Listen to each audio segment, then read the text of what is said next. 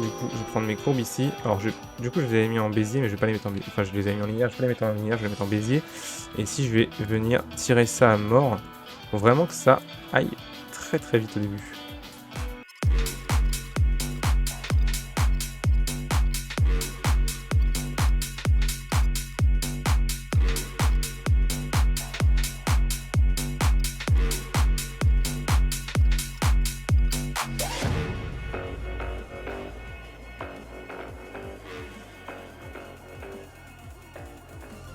Concentrez-vous là-dessus. Et c'est pas mal. C'est pas encore parfait. Surtout la fin, là où elle monte. Là, ça, c'est de la merde, par contre.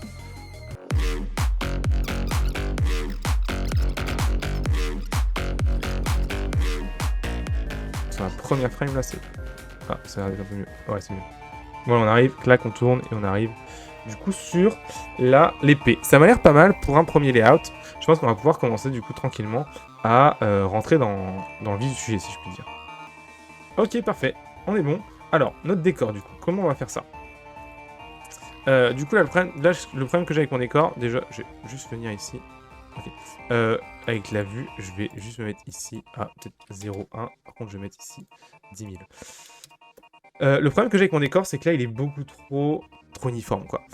Donc là, la clé, du coup, ça va être de rendre notre décor, du coup, moins uniforme, plus sympathique, plus sympatoche, ok. La clé, en fait, ce qui va être sympa, je pense, sur ce décor, c'est d'avoir des montagnes très hautes. Et j'aimerais avoir une planète qui soit avec une gravité un peu niquée, tu vois. Et en gros, tu vas avoir des cailloux qui vont voler, etc. Donc pour ça, déjà, il me faut du coup des montagnes extrêmement hautes et des montagnes extrêmement plates. Donc ici, par exemple, cette montagne-là, tu vois, ce serait vraiment cool qu'elle puisse monter très très fort. Mais le problème, c'est que j'ai l'impression que là, les displays, elles se font par rapport au normal de la face. Donc je pense que ça va être aussi l'occasion de retravailler un peu notre texture de displays. Donc c'est parti.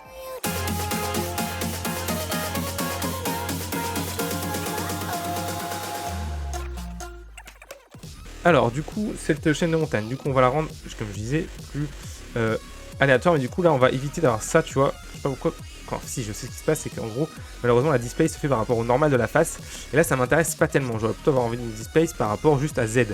Comment je fais ça? Sur le modifier, je peux venir ici dire la direction, c'est pas normal, mais c'est Z. Et paf. Maintenant, j'ai un truc beaucoup plus intéressant en termes de montagne. D'accord? Là, on va pouvoir faire des trucs beaucoup plus intéressants. On va le faire sur tous mes mèches. Donc, je vais prendre toutes mes montagnes, sélectionner mes montagnes ici. Donc, tu select object. Et j'ai découvert un truc il n'y a pas très longtemps qui est vachement cool. C'est quand tu fais Alt ici et que tu changes un truc. Donc genre celle-là, Alt, Z, donc tu appuies sur Alt en même temps et ça le change pour tout le monde. Ça va changer la vie, j'ai appris ça il n'y a pas très longtemps, et c'est vraiment trop cool.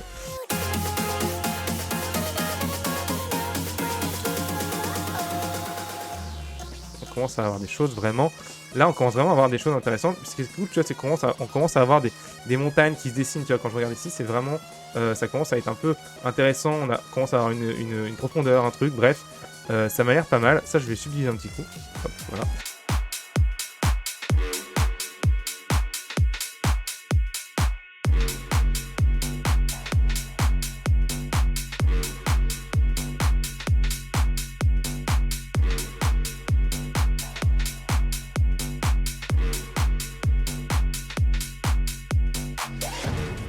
Et ici, je vais faire voler des petits cailloux. Alors, je vais faire des rocks ici. Et du coup, si je fais add, maintenant j'ai add, mesh et j'ai rocks. Et le rock générateur est vachement bien en fait. Donc on va venir le mettre du coup ici. On va faire des gros cailloux qui volent, ça va être sympa. Hop. Et si je me souviens bien, tu peux... Parce que là pour l'instant, c'est une duplication. Voilà, tu peux mettre en object, c'est displace. Rock displacement. Et aller chercher du coup l'empty. Toujours. Et du coup, ce qui fait que maintenant, quand je le déplace, voilà, on a un truc comme ça qui est vachement cool. Et du coup, maintenant, je peux en faire plein. Hop, les retourner, les scaler, et ça reste propre.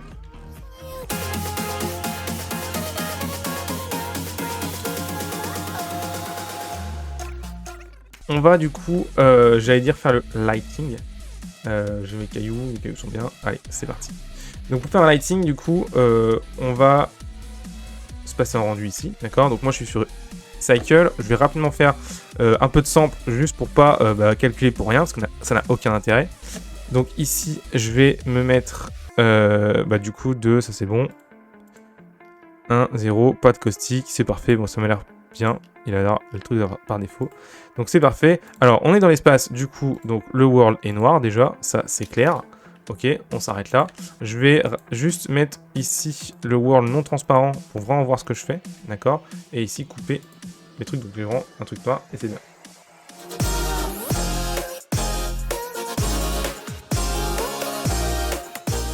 Et donc ici, du coup, on est parti pour créer notre lighting. Alors, notre lighting, je pense, va être déjà globalement, principalement au niveau de l'épée.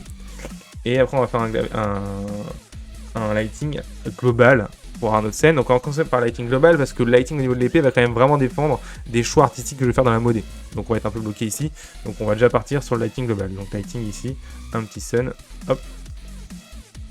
Je pense qu'on sera un peu en contre-jour comme ça m'a l'air pas mal.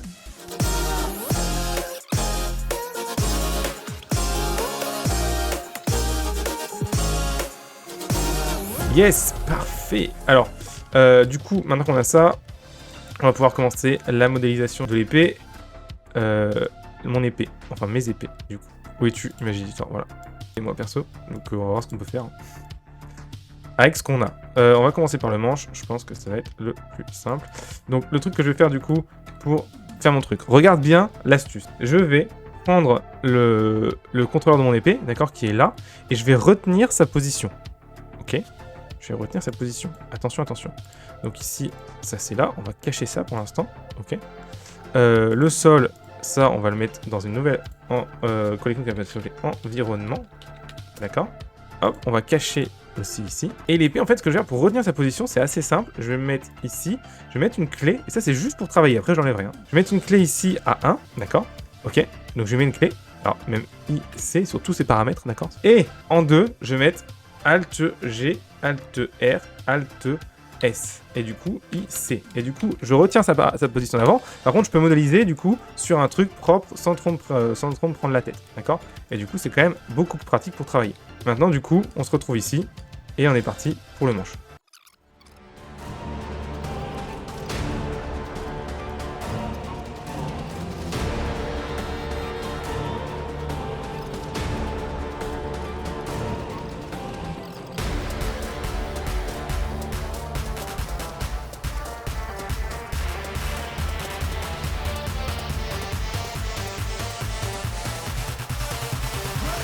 Allez, c'est bon, ça fera l'affaire.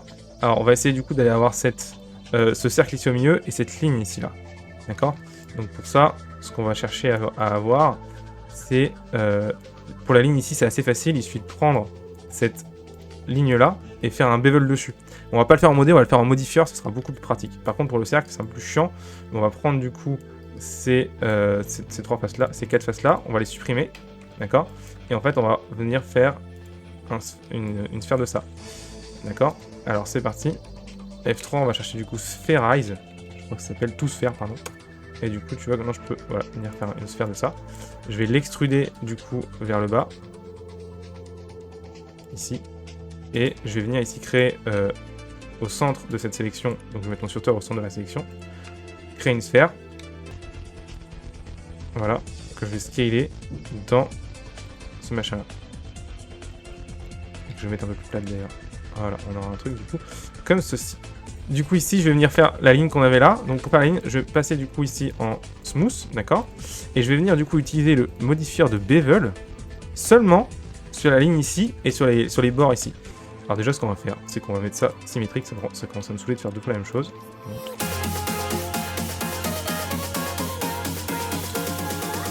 sur le bord.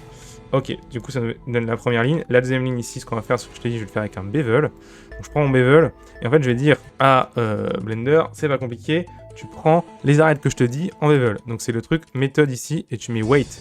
Et du coup tu prends l'arête qui t'intéresse, donc moi c'est celle-ci.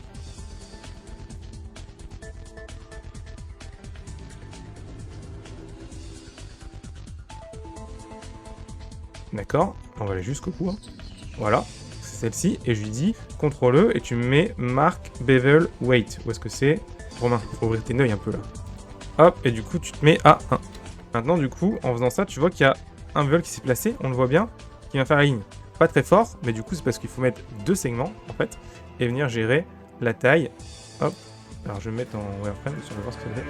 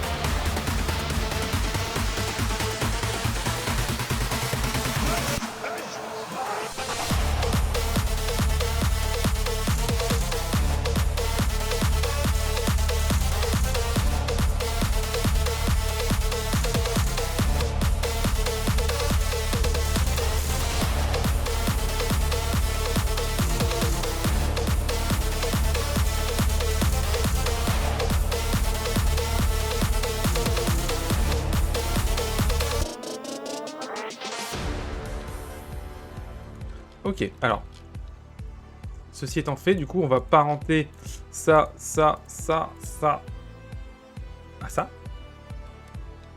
D'accord, pour que quand on aille à la frame, voilà, tout soit bien. Et là, on voit qu'on a oublié nos petits morceaux ici. Donc, je reviens. Là, nos petits glowy. Oh non!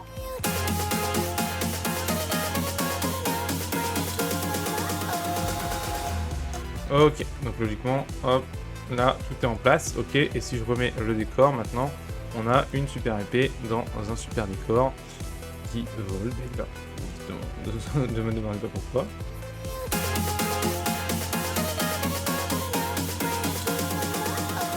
On y remettre l'épée correctement et on va se retaper du coup un voilà, un petit visionnage ici pour voir un petit peu ce que ça donne.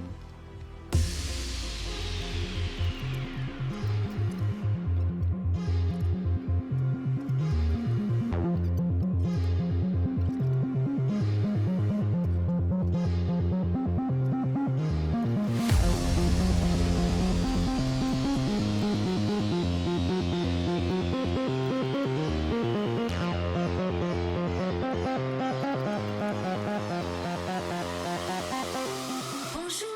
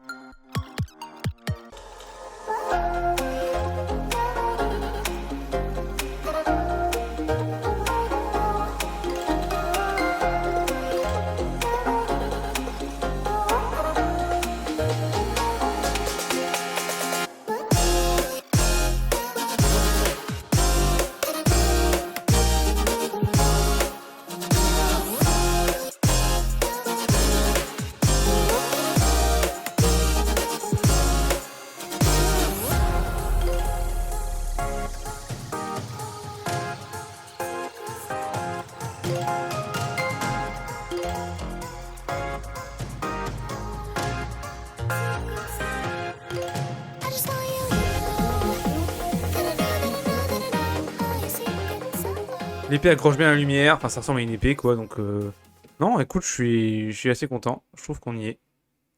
Donc c'est parfait. Hop. Nickel, alors là on va commencer du coup à améliorer le décor.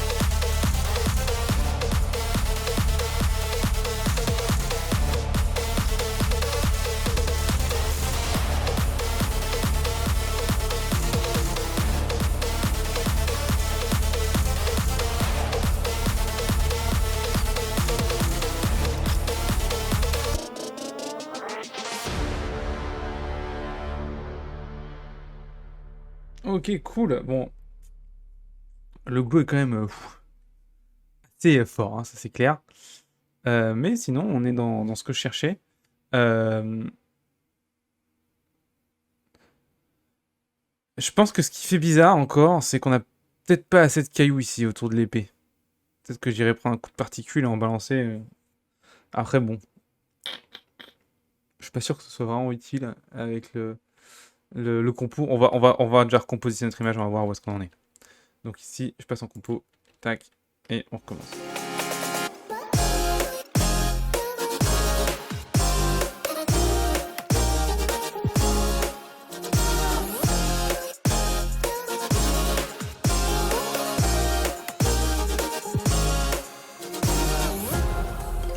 Ouais, hop, tac. On a un truc comme ça qui est... Je trouve que là, on est pas mal en termes d'image, là. On est pas mal. Bon, tu vois, le glow de l'épée est moyen. Ça flicote un petit peu. Donc je mettrai un denoise à la fin. Mais sinon, bon... Voilà. Alors, je vais déjà mettre le denoise maintenant. On sera fait pour la suite. Donc ici, en... Ah, quoique pour les tests de rendu, ça va être chiant. Non, je vais pas le faire tout de suite. Un autre truc, du coup... à la limite, peut-être que je mettrai en 512, plutôt. Je vais essayer de faire un rendu, du coup, aussi, sur le début, là. Je vais claquer aussi le motion blur. Au moins, ce sera fait. Pour voir si ça cale, ça marche aussi, du coup, sur cette partie-là. Et puis, si on est bon, bah, voilà.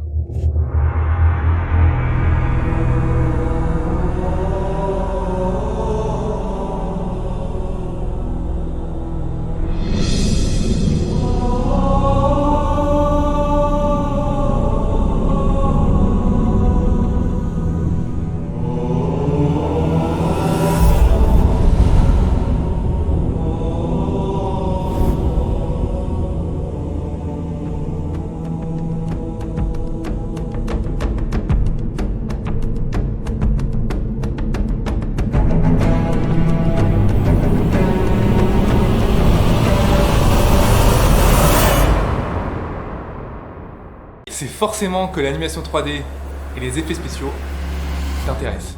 C'est pour ça que je veux te permettre d'aller plus loin qu'un simple tuto. En fait, j'ai envie de te proposer, de t'offrir ma méthode ultra simple et ultra efficace pour éviter les 7 erreurs les plus fatales qu'un artiste 3D puisse subir. Mon Dieu, tu n'imagines pas les mois que j'aurais gagné si j'avais connu cette méthode quand j'ai démarré. Donc voilà ce que je te propose de faire. Tu vas cliquer ici, maintenant, pour obtenir cette méthode complète gratuitement. Oui, c'est gratuit, c'est sans bullshit, ça vaut réellement de l'or et tu peux l'appliquer directement dans tes projets. Alors, qu'est-ce que tu fais encore ici? Clique.